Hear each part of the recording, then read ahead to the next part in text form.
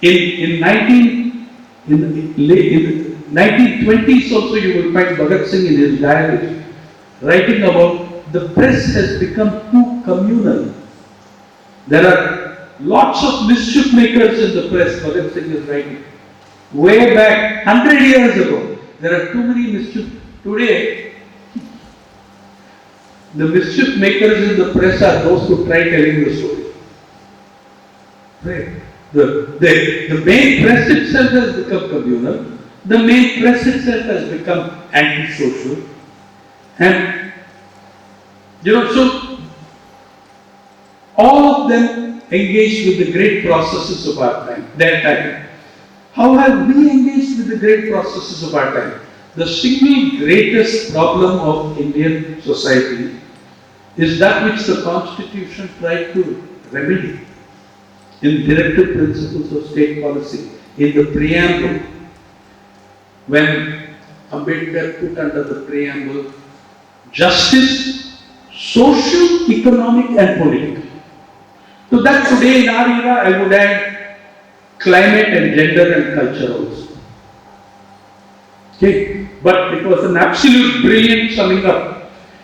And if you want to know what the great processes of our time were, read the greatest speech ever made in an Indian legislative body on inequality.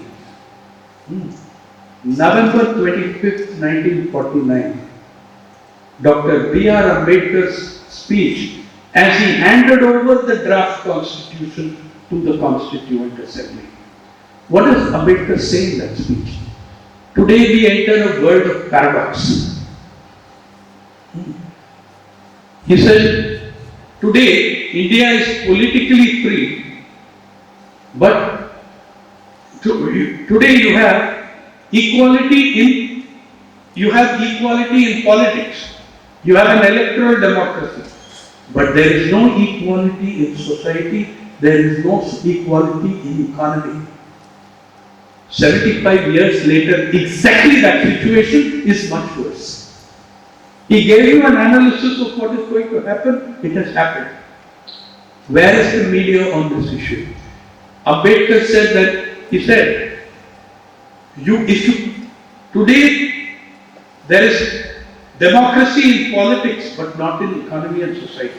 And the tension between the democracy in elections and the lack of it in society and economy will one day implode our fine democracy. That is the speech that he made in 1949, November 25th. The last speech in the Constituent Assembly before handing it over, the draft constitution. Yeah? So this was the great tradition of Indian journalism, and you can come from there. And the ingenuity that Indian journalists and media owners also showed.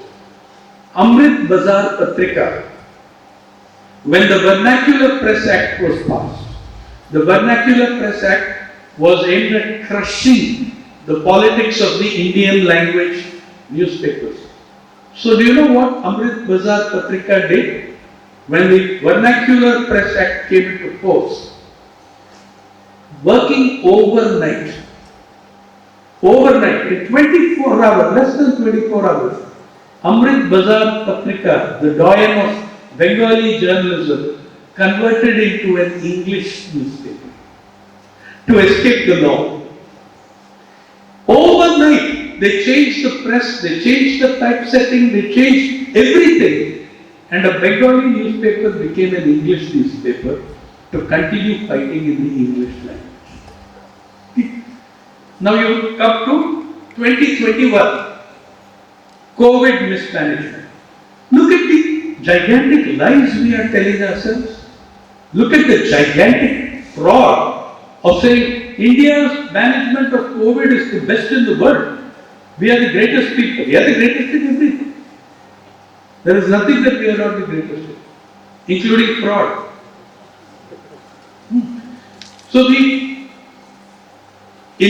please note, in 2021, for 1 month, there was brilliant reporting of COVID mismanagement in Uttar Pradesh.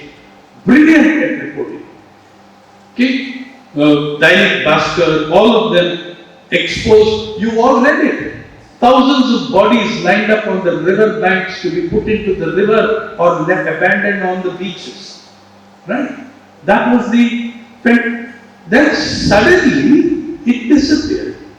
How did it disappear? Three things happened.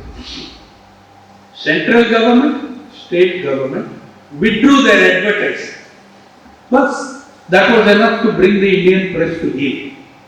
They withdrew. In the old days, the British did not advertise in radical Indian journals. So it made no bloody difference what they did with advertising. But the moment, the way the government has used advertising to hurt newspapers, a newspaper as distinguished as the Hindu, N. Ram wrote 3 articles on the Rafale deal. He wrote 3 articles on the Rafale deal, and government advertising for the Hindu collapsed. In UP, and nationally, because of the pandemic, private advertising had collapsed. So newspapers are even more dependent on government advertising. So when Adityanath and Modi pulled the plug on government advertising, then all this wonderful reporting disappeared in 30 days flat. And when the advertising was restored, some of the same newspapers are saying how great the COVID management is. Even today, which of you believes the government figure of pandemic COVID deaths of 4,90,000? Lancet says 4 million, Johns Hopkins says 6 to 10 million. These may not be correct, but we know that the figure is in millions and not in lakhs. Maybe 1 million, maybe 2 million, who knows? Because they have killed the data. They have made it impossible for the press to do its duty.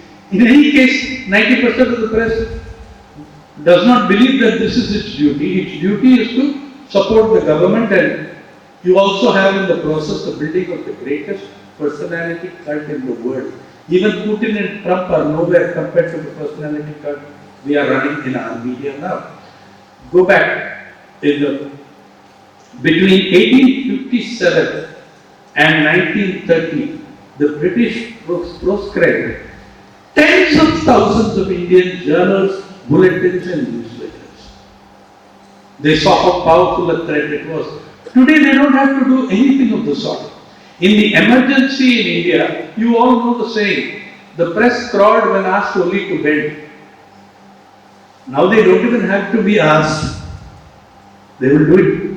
They are running at the front lines. They are the front line champions of whatever it is for the government. If the government changes its position, they will change their position to that position.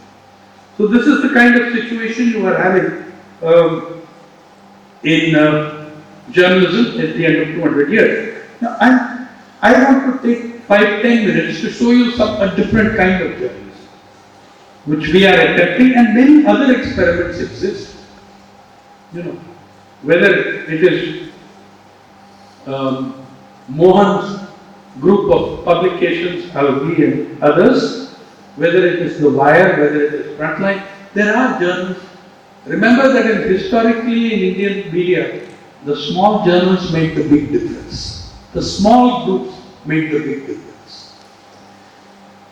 I want to come to your 75th anniversary of Indian independence because all your great nationalist leaders, all of them, they doubled up as journalists. Gandhi, Ambedkar, even Sarojini Naidu, Vijayalakshmi Pandit, women also. All the great leaders of patriots were also journalists. They ran their own magazines, newspapers, all of them. From 1890s, that trend is visible. But today, all those journals and newspapers are owned by corporate power. They are either closed or they are owned by corporations. And this is the great devastating, debilitating process of your time. Corporate profit, corporate ownership of the media. I have argued for 30 years that the Indian press are politically free but imprisoned by profit. Now I won't say that anymore. After watching Siddiqui Kapur, I used to say, we are politically free, imprisoned by profit. Today I will say, we are still imprisoned by profit, but increasingly imprisoned politically also. Okay? That is where we are. Now, in the 75th anniversary of your independence, and 75th year anniversary we passed. How many of you, see, I weep for the generation that sits here that will never ever meet or see or speak to or listen to those who fought for your freedom, those who made you citizens of a free country. You know, the Mahatma understood one thing. By the way, I say that the Mahatma became a real journalist the day he visited Champaran. He understood one thing then. He understood there can be no Swaraj, no independence, no freedom without the peasantry, without the farmer and the farm laborer, without the energy of the laborer and the farmer, there can be no energy, no freedom. From that day, he devotes himself to making the wretched Congress from a Gymkhana tea party to a political party. When the masses come in, that's when the Gymkhana tea party becomes a mass movement. And that was his achievement. However, so if you look at it, when all these journals, all these things come under corporate ownership, in the last 30 years, you are practicing a very different kind of journalism, and a generation has grown up without knowing that other kind of journalism, knowing the other kinds of options, that there are universities other than WhatsApp University that are to be taken more seriously. All this it's a huge, huge problem. Now, what you are confronted with is the rewriting of history. The rewriting of history. You know, when I see Indian Express calling Ambedkar a leading Dalit intellectual. Ambedkar was much more than a Dalit leader. Okay? He has inspired movements around the world. And the issues he raised 100 years ago are still your issues today. Because we have not been able to confront them as he wanted us to confront them. Right? So you had this unbelievable situation where history is being rewritten. Gandhi understood, Ambedkar understood that it has to be the ordinary masses who make a revolution, who make a transformation. So what I did in the last 15-20 years, I've been speaking to and interviewing our last living freedom fighters. Not people who became governors and prime ministers and chief ministers, but laborers, farmers, teachers, malis, who after independence went back to being laborers, teachers, malis. I don't have much time to do this in detail for you, but I want to show you a few human beings who made your freedom. He died, this one died just in February, literally a little more than a month ago. Captain Bhav. Captain Bhav, which means, Bhav means elder brother in Marathi. This man died without any state funeral, nothing. This person had many distinctions to his name, including conducting the greatest train robbery in India's history. In 1943, June 7, Captain Bao led what was known as the Tufan Sena. The Tufan Sena was the armed underground revolutionary wing of the Prati Sarkar. In 1943, many parts of India declared secession from British rule. Korapur, Midnapur, Chittagong, Kalahandi. I mean, there are many little secessionist republics sprang up in that time. He led an attack on the train, the Pune Miraj special goods train, carrying the payroll of the British Empire for the Bombay presidency. That money was looted and distributed to a starving peasantry and labourer workforce in a year of the Bengal famine. Okay? In the year of the Bengal famine. This was Captain Bao. And just because he was an ordinary farmer, please don't think that he did not understand philosophically what was happening. His last lines to me were, Sainath ji, we fought for two things. We fought for independence, we fought for freedom. We attained independence. Freedom still eludes us. We fought for independence and freedom, we attained independence. Not freedom. He said that is still the monopoly of the few. This woman, Hausabai, one of the greatest underground revolutionaries of the 40s. You would not believe her story. It begins with her husband brutalizing her in front of the Sangli police station, thrashing her, until the police, directly in front of the police station, until the police came out of the police station and said, stop it. They didn't mind him beating her. You know, this is India. Husband beating wife is a national sport. So the police didn't mind that. They minded if he was going to kill her. If he was going to kill her on their doorstep, then they would be facing questions from their superiors. So they came out, stopped it, and they made them reconcile. They made them reconcile with each other and said, now get out of here, go back to your village. Hausabai and her husband said, no sir, we don't have the money to buy train tickets.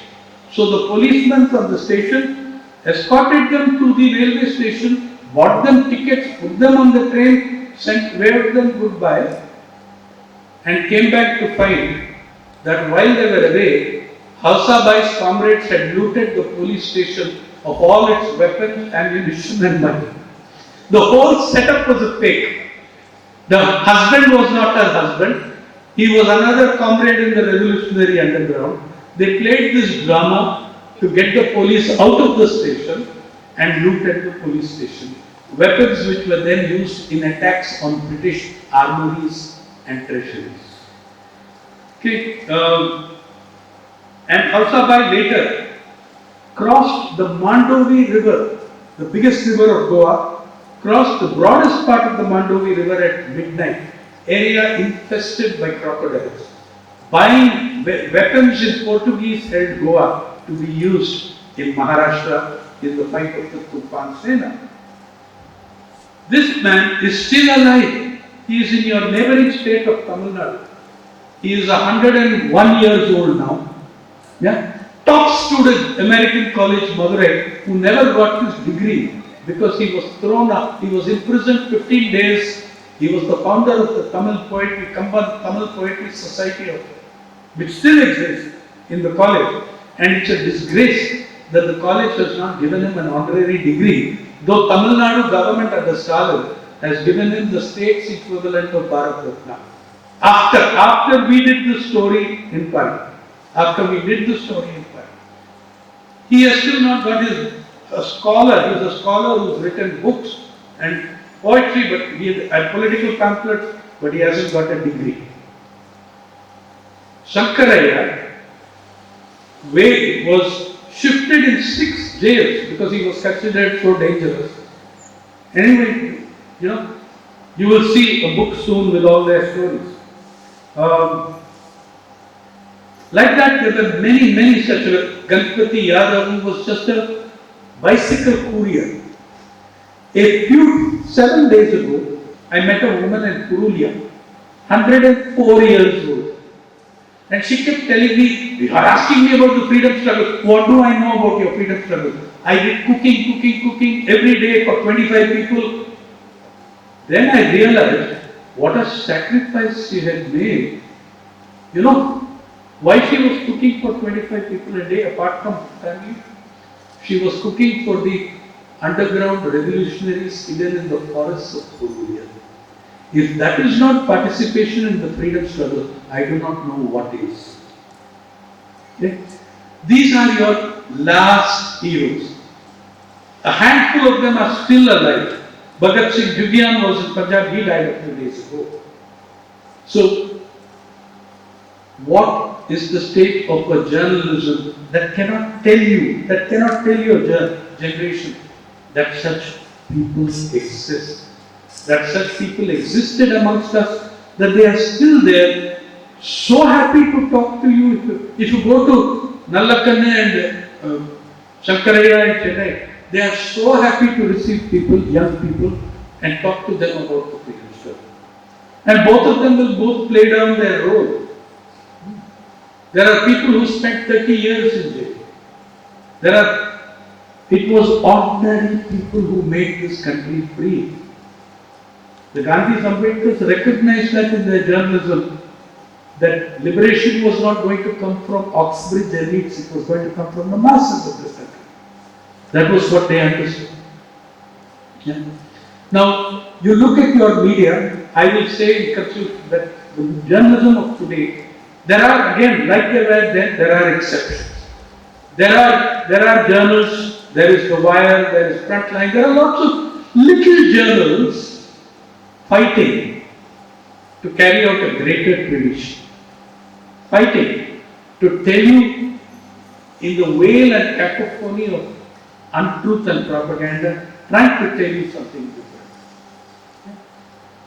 But it is very, very difficult if you do not support such media. And incidentally, coming back to the word vernacular, we publish in 13 Indian languages. 13. For principle, including one of the biggest languages we publish in is Kannada and another is Urdu, by the way. Okay? We publish in all these languages. The thing is that these fighting journalism cannot survive, cannot thrive if you do not recognize them and connect with them. The first business of a journalist is to have curiosity to connect with society and understand and interpret what is going on. You look how, I say without hesitation, that the media are the least representative and most exclusionist institution of Indian democracy. You take representation in the media. Look, in this country, we have had 2 Dalit presidents. Okay? We have had Dalit governors, Dalit vice chancellors, Dalit chief minister. We have had a Dalit chief justice. But in the media, you cannot find one Dalit chief sub-editor. You cannot find one chief sub-editor. Is it that they are so unfit? They can produce presidents and one deputy prime minister also, Babu Jagati, whom nobody calls a fool. They could produce all that, but they are not good enough for us in the media because yours is the most exclusionist institution of Indian democracy. Yeah? How many Adivasi, tell me how many, even all the channels you flip, how many Adivasi or Dalit anchors are there in the TV programs? Show me how many dark-skinned anchors there are in the programs. Forget the caste. How many dark-skinned anchors there are in the program? Yeah. You have Our inequality is the greatest single problem. Social, economic, political inequality. That inequality today is so great. Just look at India in the pandemic.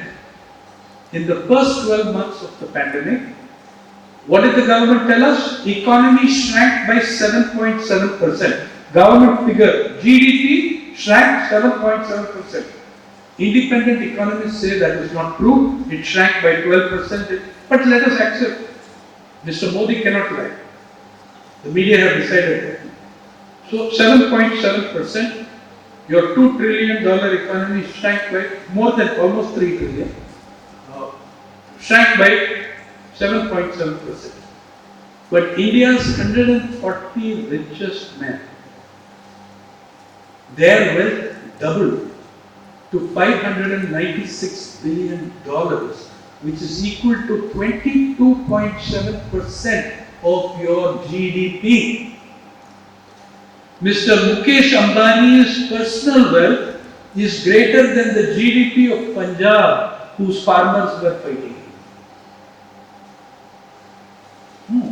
Now 140 billionaires, this list you will find in Forbes magazine, which is not a left radical magazine, it is the magazine of billionaires, for billionaires, by billionaires. It's the oracle of the capitalist world. And they tell you that in the first 12 months of the pandemic, we had only 102 billionaires, it became 140. By the way, we are the third ranking nation in the world in the number of billionaires. We rank third or fourth every year, or maximum, no, fourth, every year in the number of billionaires, but you rank 131 in the Human Development Index of the United Nations. You rank 142 in the World Press Freedom Index. You rank 101 out of 116 nations in the Global Hunger Index. But you rank 3 in the number of billionaires. So we are doing well, wonderfully well. That level of inequality, in that level, fighting that inequality, in the 200 years, the media played an astonishing role. A positive role in challenging and fighting the establishment and fighting injustice. Today, the mainstream media, so-called corporate media, they are the establishment. In the 70s, we used to say, the media are pro-business, pro-big business. Not anymore. They are big business. The value of the media and entertainment industry in India last year, 2.2 trillion rupees. It is going to be 2.8 trillion in the next 24 months. When the bottom line is the financial bottom line. I will pay you, I will cover your story if I am making money. That's how the paid news scandal came. I broke that story. The paid news scandal of 2009. It still continues because the courts have done nothing about it. Okay? So you have this paradox. A tiny Indian media took on the greatest empire of the world. It represented hundreds of millions of people. It had a large constituency. People who could not read and write, and coming from Panimora village in Odisha, largest number of freedom fighters, 34 Tamrapatras in one village. How they used to read? They could not read. One literate person, one literate activist would bring a newspaper. So quit India, all this, the news would reach them 1 month later. It would, Purulia, they reacted in September 1942 to Gandhi's March Kranti Maida. The literate person would come and sometimes he would write on the walls, a wallpaper, but he or she would read out and the whole village would listen. Because what was being read out had moral authority. It had moral authority. This is what the Mahatma said. This is what so and so said. This is what the British Raj are doing. And people knew from their life experience what the British Raj were doing. In one sentence, the moral universe of the media has shifted. The moral universe of the media has shifted in conjunction with the shift of its material universe. Where the media were the voices of freedom, they are now the voices of corporate profit. But we have no choice, and our history gives us encouragement and inspiration that the smallest journalists, the smallest newspapers, the smallest media can still uphold the greatest of Indian traditions in journalism and the media. Thank you.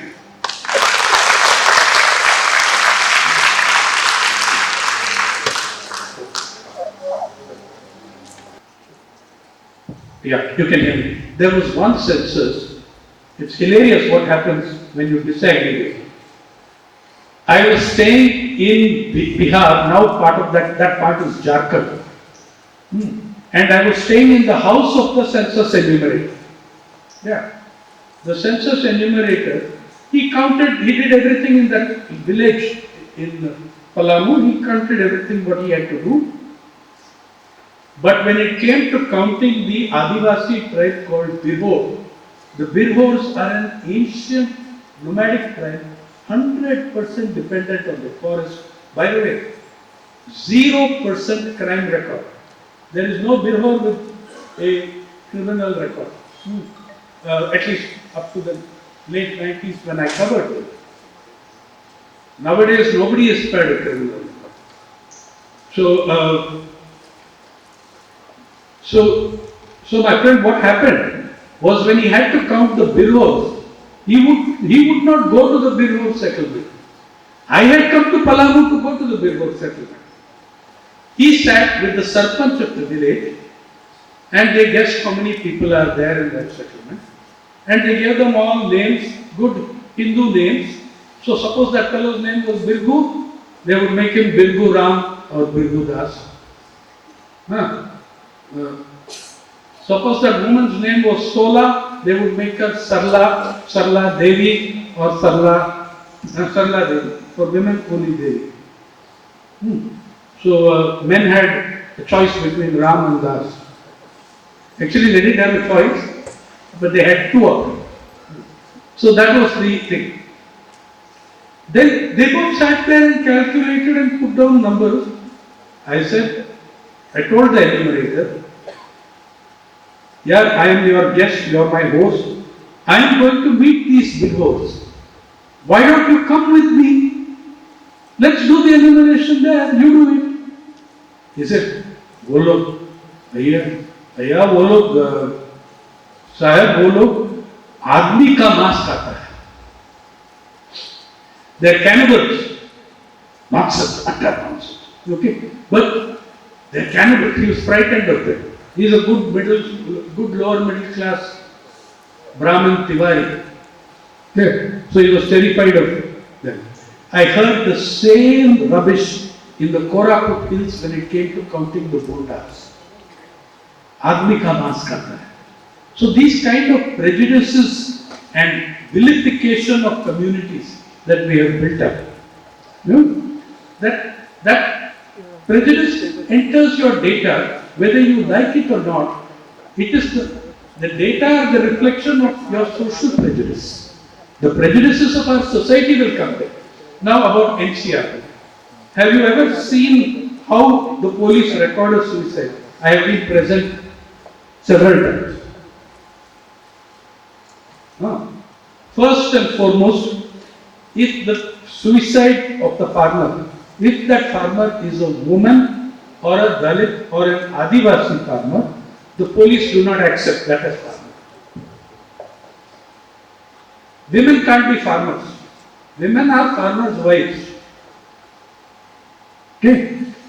Now we have independent studies to show in the hospitals of Anantapur, Andhra Pradesh, we have that out of 400 odd women suicides filed into the district hospital recorded by Dr. Ramadevi of that time, more than 300 were farmers. They were farm girls.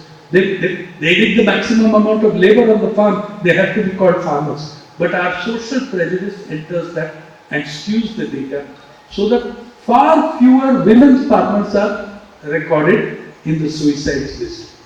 They don't accept that a woman is a farmer unless they see her patta. Her name has to be on the patta. Now less than 12% of women in this country have land under their own name. That is the figure. Okay? Even that I am not sure if it's accurate. But anyway. So that is one way Dalit farmers, Adivasi farmers are regularly excluded and women farmers are marginalized and minimized. So you find that in the NCRB data, women farmers' suicides account for less than 12% of total farmer suicide. My count, that is not true. It is not my experience. It is not my experience in 7 regions where I have covered suicides. I will say that male suicides were more and female suicides were less because the woman tends to have a greater sense of responsibility towards the children. So for her to take her life, that is a very extreme step. But there were thousands.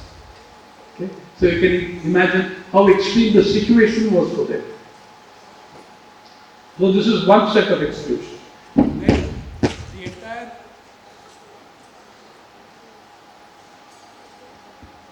the entire scope of our prejudices in family and eldest son, all this. Do you know one of the curiosities of exclusion in the farmer suicide data? Lot of real farmers got excluded, including eldest son. You don't think in India anyone will ever exclude eldest son, but it happens. How did it happen? There was the famous case of Prabhakar Kande. Now, the farmer whose name the patta is, he is 86 years old or 83 years old. His oldest son, who is 58 years old, he is the real farmer. But the land is not in his name because the father will keep the land in his name till the last day because he doesn't want his sons to throw him out once he transfers the land. That is the Indian tradition. So the old man is the farmer. He didn't commit suicide. The person who did the farming and faced the crisis, Prabhakar, he committed suicide. And in front of us they wrote, he is not a farmer. Now, by the way, when they do that, they are violating the definition of farmer by Census of India. Census of India does not define farmer on basis of age, acreage or gender. Census of India is a very sensible definition of farmer. Anyone operating a plot of land 180 days or more and supervising operations on a land 180 acres or more, 180 days or more, is a farmer. Now, why 180 days or more? Because if you have done that for 6 months, it means that is your primary source of income. Obviously, it is your primary source of income. If we don't do that, then every corporate CEO will become a farmer. He'll have a great vineyard what is that place? In Baramati or in Nashik. I am CEO of Infosys or whatever in Mumbai, and I go and plant my grapes on Saturday, Sunday. I will also be defined as a farmer. So the census said it's called main cultivator is defined, main cultivator is farmer, full-time farmer, as someone who operates a piece of land 180 days or more. Less than 180 days, 3 months to 6 months, that is called marginal cultivator. Okay, not on land size but number of days work. So what happened? None of these definitions authorize the police to do what they do. In our class and caste-ridden society, ownership of land, you show me the patta. Now, that rules out thousands and thousands of tenant farmers. I have seen the police coming in, or the Tehsildar himself comes up very often, because the political explosive subject, Tehsildar himself will show up. And I asked the Tehsildar, the man was a farmer, he says, Haji, Haji. And then he'll tell the widow, Patta dikao. In Maharashtra we say Sat Bara. Sat Bara dikao. She doesn't have, because he's a tenant farmer. He has done farming 300 days a year, but he is not a farmer. So this is one level at which the data get corrupted. Second level, all our social prejudices reflect mainly with women in the data, because you know which are the two states, the best part of the world to be woman farmer in? Punjab and Haryana. Zero farmer suicides, 10 years. Why? Because they don't consider women can be farmers. If you look at the general suicide column, that is exploding. Women suicides is exploding, but they are all under the general column, because Punjab and Haryana will not, that society will not agree that my wife can be a farmer, even though she is doing more work than me. So that's another way that it comes in. Then they create to try and eliminate and keep it. Then comes political intervention. See, none of this is the NCRB's fault. Okay, they are started with the data that, but from 2014, NCRB is under orders playing with the data more. But what happens? State governments, notoriously Maharashtra, started creating questionnaires, etc., to eliminate people from the list.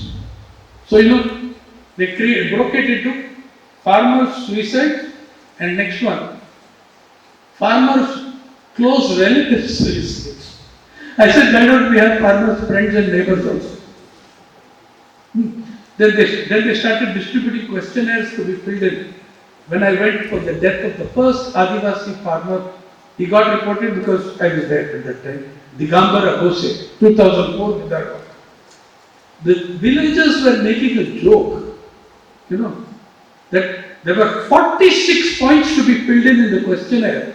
And one of the villagers told me, Arey Baba, today we can't even commit suicide in peace. Without, so that was the attitude. That's the third source. Then the fourth political source came after we started every year publishing the data in the Hindu on the front page. State governments got very upset. Mamta Didi in West Bengal said, no farmer commits suicide while I am in power. So farmer suicide went from 800 a year to 0. But the biggest was Chhattisgarh, Raman Singh's government. Chhattisgarh had average 1,555 farmer suicides a year, and in 2011 onwards it reported 0. Just 0. So then the NCRB is left with the question of where to bury and where to hide the corpses. You take the corpses out of one column and put them in another column. Everybody puts them. What do economists and accountants do? They put all these into the column called others. Others column is the dumping ground, no? For all inconvenient stuff, others column is the dumping ground. So they put it into others. When they put it into others, I did an analysis in Anantapur, Andhra, that time under Mr. Chandrababu Naidu, the darling of the media. We found that 58% of suicides in Anantapur were in others, not under the regular causes of, marital discord, unrequited romance, or exam failure. These are the usual causes, but this was 58. So we persuaded the police through our local police contacts, the journalist, police Talme. We told them, let us see the FIRs. 50% of those FIRs reported the man has died due to unbearable stomachache. He committed suicide. They say he committed suicide. But he committed suicide due to unbearable stomachache. Where did they get that idea from? Some bureaucrat gave it and told them that. They said unbearable stomachache. Why unbearable stomachache? Because all of them committed suicide by drinking pesticide. If you drink pesticide, I assure you, you will have a terrible stomachache. Now they turned the process on its head. To commit suicide, they used pesticide. They are saying that they took the pesticide to control, to end a terrible stomachache. Pottanoppi in Telugu. Pottanoppi. Okay. So this was another level.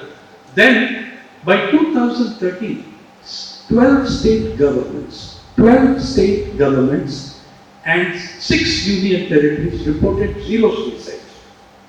And yet the total number of suicides was higher than the previous year. So then they started changing the categories. They started redefining farmer, tenant farmer, until the data became meaningless. Okay? Because once you change the methodology 3 times in 4 years, you cannot compare with earlier data sets. Then, still it was an embarrassment because I kept pointing this out. So then, in 2017, believe it or not, the Government of India shut down the NCR. It shut it down and then found that they had shot themselves in the foot. Because so much important data is also there. It's not just farmer suicide. So 8 months later, 10 months later, they revived the NCR with new methods. So my point is this: don't throw away the data, critically analyze it, like I would with the census. But your point is taken in that with the NCR, the data are now so muddy, it's very educated people, literate people, maybe people like you, who went and read up in the reading rooms of Kerala, in the reading rooms of Andhra. They read aloud to peasants and workers who were illiterate. One more very important connection you should make between press freedom and literacy. When Bal Gangadhar Tilak was thrown into jail for 6 years, it was not the elite who came to rescue him. It was the working class of Mumbai that came on the streets and endured a rifle firing in which 16 died that day and 6 died the next day. Because they could not read Tilak, but they had heard Tilak. Others had read out Tilak to them. They knew what Tilak was saying and they knew that he is representing us. So you see that peculiar link of the organic nature between the illiteracy. Illiterate Marxists kept freedom alive, kept freedom of expression alive. Now, what happens? It's a very good question, because what you're saying, it actually disappears. In the 1960s, 70s onwards, most of those newspapers founded by freedom fighters, like Sakal, all these other publications, founded by families with commitment or individuals with a vision. Those days, starting a newspaper was very cheap. The 2 brothers who started the Hindu had 5 rupees capital and borrowed another 5 rupees. Today you can't buy the Hindu Sunday magazine for 5 rupees, 1 copy. They raised totally 25 rupees to start the huge paper, you know, as the Hindu.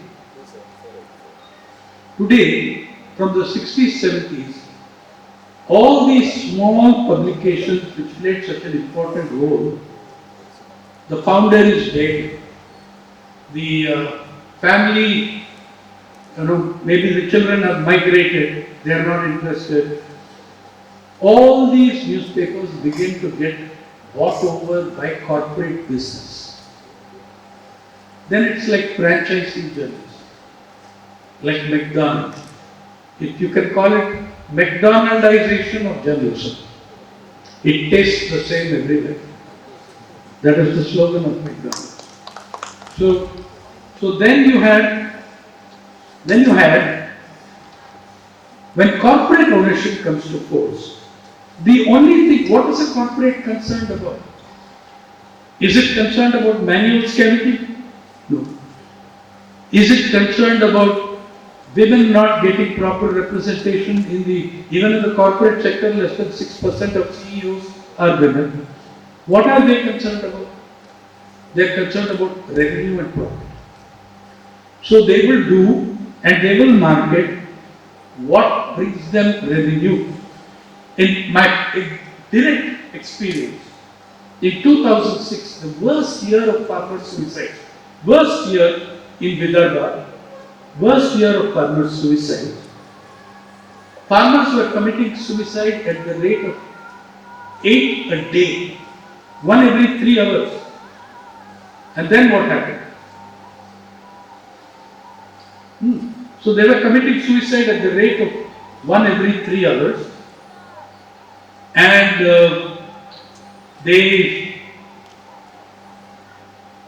how many journalists went to cover Vidarbha? I did a count because I was staying in Vidarbha for weeks at a time. I said, let me count how many journalists from outside Vidarbha are covering this for the national press, including me and J.B. Kardekar. There were 6 of us. The greatest wave of human suicides in history, there were 6 of us from outside Vidarbha covering it. 1 hour's flight away in Mumbai, Nagpur Mumbai flight is 1 hour. 1 hour's flight away, Lakme India Fashion Week was being covered by 600 journalists. 600 journalists. 512 accredited journalists covering it for a full week. That's why I took the week criteria. Lakme India is 1 week, we should also see Vidarbha suicides 1 week. Now, even more ironical thing was that the Lakme India Fashion Week, the theme that year, the theme was cotton. And the models were all displaying cotton garments. 1 hour flight away, the men, women and children who grew that cotton were committing suicide at the rate of 1 every 3 hours. Then, some young journalists in the Times of India, really disturbed, idealistic, one thing I must tell you, in the worst newspapers and channels, you will find very fine young journalists. In the best newspapers and channels, you will find a lot of useless, worthless journalists. This is also one of our paradoxes. So some of the young journalists of the Times of India were very disturbed by this. And it was also embarrassing to the Marathi press that a newspaper called Hindu from Chennai was covering suicides in Maharashtra more than the Marathi media was covering it. In fact, they were reproducing me every week in Marathi. So then, these young journalists approached their management, they approached their editor and said, sir, the suicides in Vidarbha are really bad. Please, we should now cover it big time. A Chennai newspaper, Hindu is covering like that. Now, Lokmat and Sakal and others have begun to cover like that. We should also cover in detail. The management gave them a memo. Dying farmers in Vidarbha do not read the Times of India nor consume our advertisers' products. The elites of South Bombay do. That's why they cover the elites. Does that answer your question? That is the thing. So, as long as that media is in control of monopoly, unless we are able to break those monopolies, the struggle to reach the ground will continue. There was someone there who had a question. Hello, I am Subramaniam from University Examination Branch. Yeah. My question is, today we have the labels of journalism, like he is a leftist, he is a rightist, he is a centrist. Is it not possible for the journalism to thrive on the path of truth without this tagline or the label of isms, leftism, rightism, centrism, etc.? So Sir. what happens is, finally we come to the conclusion that if you read the newspaper, we are misinformed. If you don't read the newspaper, we are well informed. So that will be the ironical statement. That may well be the conclusion you draw, and you may be entitled to draw such a conclusion. But the idea that there is no left, that there should be no left, no right, no. First of all, by the way, it is 99% right. That is the fact. If you look at the ownership, you can determine it simply by looking at the ownership of the media. Please sit, sir. You don't understand. You can determine by the ownership of the media which side politically it tends to. Overwhelmingly, there is no major mainstream political channel or newspaper whose owners can be defined as leftists. Okay. Now, the second thing is left, right, center are real divisions in your society.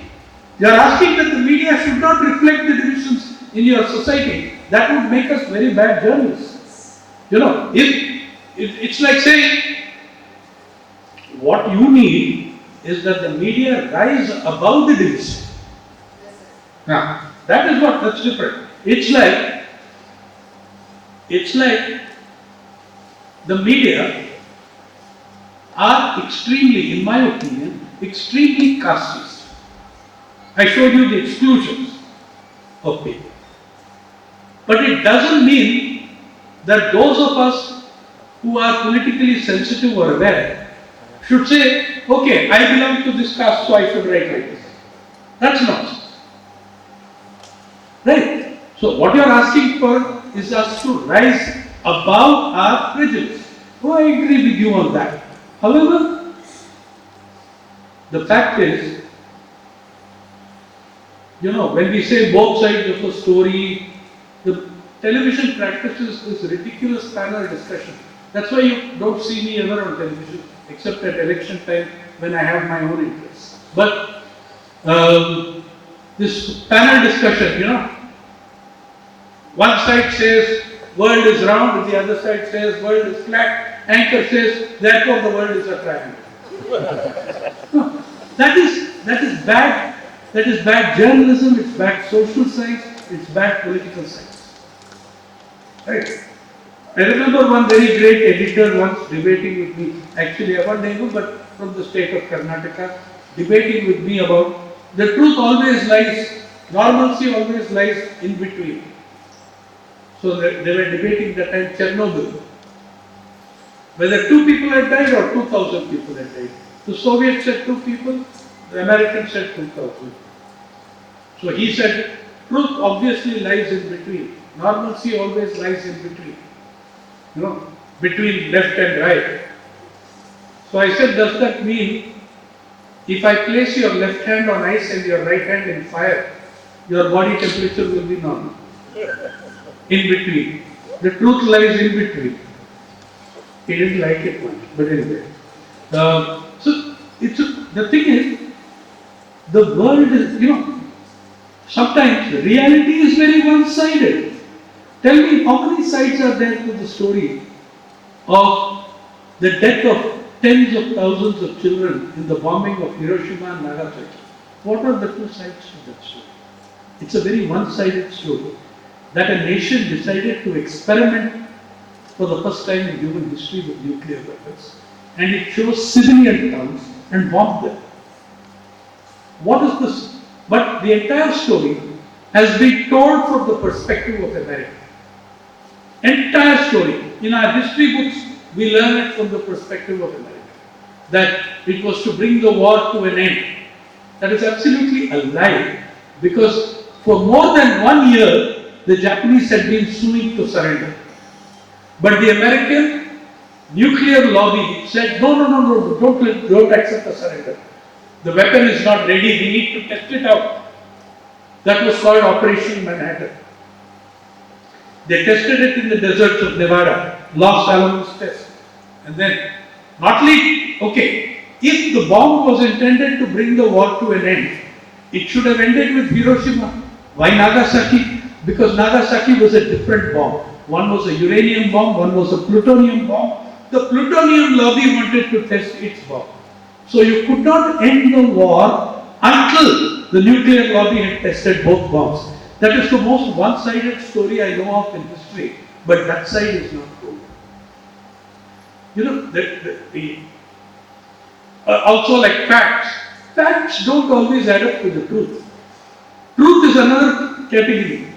You know, if stenographic reproduction of everything that is discussed is journalism, then the best journalist in the world is the stenographer sitting in the High Court. At least he listens to everybody. Defense, witness, judge, prosecutor. We have, I say now there are only two schools of journalism. There is journalism and there is stenography. And most of us have become stenographers to power. That is the problem of journalism. Sir, I am Anil from Kannada University, Hampi. Well, yeah, okay, you and then him and we wind up with those. Yeah. Sir, it's very heartening to listening to you and makes all of us very sad also. The one thing is that you have been talking about the moral authority of the editors from Mahatma Gandhi, Ambedkar and Bhagat Singh and the present situation. The moral authority of journalism itself. Journalism. So the thing is that now we have media, now we have reach, all those social medias are there, but we can't do any much things now. So how to come out of it? Just we have been talking about, like allied had been reported, whereas the poor people's lives have no values here in our country. So what is the way out? How we can come out of it? Okay, very briefly, you cannot come out of it unless you absolutely destroy monopoly. You know, monopolies have been your problem for the last 30-40 years. In that first 160 years of the great Indian tradition, there was huge diversity. There was a gigantic diversity. I mean, there were people as diverse as Gandhi and Ambedkar debating fiercely in the press with dignity. No? Gandhi always addressed him as Bhimrao, my beloved Bhimrao. They, with dignity, they differed, they fought, they argued. Yeah? It's a different matter who was right, who was wrong. But you could do that because there was such a diversity. There were thousands and thousands of little newspapers, newsletters, etc. Now, the biggest owner of media in your country, the biggest owner of media in your country is Mr. Mukesh Ambani. The richest man Indian in the world is Mukesh Ambani. The richest man in India is Mukesh Ambani. The biggest owner of media in the country is Mukesh Ambani, who owns Network 18. Mr. Ambani does not know how many channels he owns. I can tell you. But he owns so many he does not know. He won't have the time to know. All your ETV Kannada, ETV Marathi, these are all not owned by Ramoji Rao. They are owned by Mukesh Ambani. This is something you should know. Now, when one individual has the other fact, not only is Mukesh Ambani the biggest owner of the media, those media he does not own, he is the biggest advertiser. So that's why you saw how quiet the entire press was on the side of government on the farm laws. They never dared question the farm laws. All the editorials were written favoring the farm laws. Times of India, Indian Express. Some crocodile tears. You must speak to the farmers sweetly. Poor things, they're all rustic, yokel, stupids. They don't understand that sort of a thing. But you must not withdraw the laws. Finally, the government withdrew the laws under mass pressure, not from media pressure. So, as long as you have monopoly, this is going to be a problem. Right? So, you have to break monopoly. By the way, in 1969, Government of India broke a number of monopolies. It abolished private verses. It abolished princely titles. It abolished all these things. It nationalized the banking sector, which allowed the Green Revolution to happen because of the credit to the farmer. Monopolies, no charge. You need to work towards, by the way, you also need to work to strengthen public broadcast. When you do all this, you have a chance of doing something different. Meanwhile, the rest of us have to start questioning and fighting and doing our own journalism outside that framework. Yeah. Hello sir, I am on here, Department of English. Yes. My question is partly related to the previous question which you were addressing. Today we live in the age of neo-fascism, which is in collaboration with neoliberalism. Neo-fascism seems invincible only because the unconditional support it gets from neoliberal capitalism. You were giving a number of examples from the freedom struggle. For example, people like Gandhi, even though Gandhi had good intentions, he had the backing of capitalists, then capitalists like Birlas, Tatas, and he also had the support of masses. Today, we have neither the support of masses because the majority is radicalized, and we do not have the backing of capitalists. In this scenario, how do we do good journalism or independent journalism? I get a question. But one thing I want to tell you, please remember that in the time of Gandhi, Nehru, Ambedkar, do sit with me. In the time of Gandhi, the nature of class alliances was different because the nature of the state was different. The state was an imperial colonial state. Today, you are fighting your own state. You are challenging one. That's part of democracy. To fight your own state for your rights and for the rights of the masses. The Birlas, the Birlas and other capitalist groups that supported the Mahatma were fighting for an Indian state that they could control.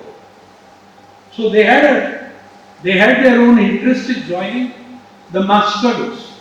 They didn't go out onto the street, but they joined. Otherwise, please understand, that also happens when they begin to understand that the British rule will be broken. In 1857, I should tell you one very strange thing. In 1857, when the mutineers left Kolkata and went out, in Bombay, the Bombay elite capitalists held prayers near the Asiatic Society or which came up maybe in that area. In South Bombay, they held prayers for the success of British troops in suppressing the 1857 rebellion. That's what your capitalists did. It's related to their reading of that situation. At that time, they were happy with British rule. So they collaborated with British rule against your freedom fighters. By 1940s, they think that, if we don't get Gandhi to power, this country will go the way of Russia or China. So they supported him in that way. I have no problem with what alliances the freedom fighters built. Netaji built his own alliances. They were responding to a particular situation. So that we have to understand. Now what you're saying is, how do you do good journalism? I believe I do good journalism. I believe there are thousands of other journalists half my age who do good journalism. Their problem is getting published. Their problem is finding that space in the media. Today, doing good journalism is like fighting guerrilla warfare in the media. When they burn one forest, you run to the next. The one guarantee you do have is that you will be unemployed at some point. The fact is, all that did not stop the freedom fighter journalists from fighting. Right? They fought worse circumstances than yours. When I asked Shankaraya and Nalakkanan, how do you remain so calm? How do you remain so, up to? They said, We have seen worse. They said we have seen worse. That's it. Okay? I'm saying that the challenge is to you and to me. How do we navigate in this situation? It's a horrible situation. But two things. You know, Victor Hugo once said, there is no force on earth mightier, no army, there is no army, no force on earth mightier than an idea whose time has come.